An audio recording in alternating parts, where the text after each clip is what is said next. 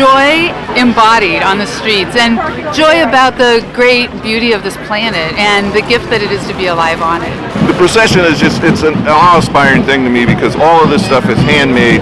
People just put a lot of love into it. Each year I choose what I'm going to dress as in relation to an intention that I hold or an experience that I've had in the year. And I'm going to be hiking the John Muir Trail in August, so I wanted to come as a tree just in honor of that experience of being out on the trail.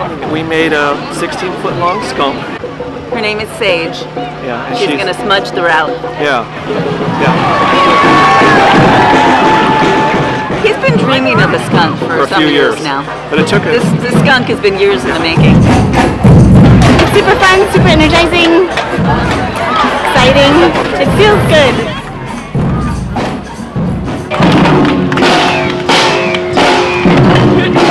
It's like classic Olympia arts event scene. It's just a wonderful thing. This is the true Olympia to me.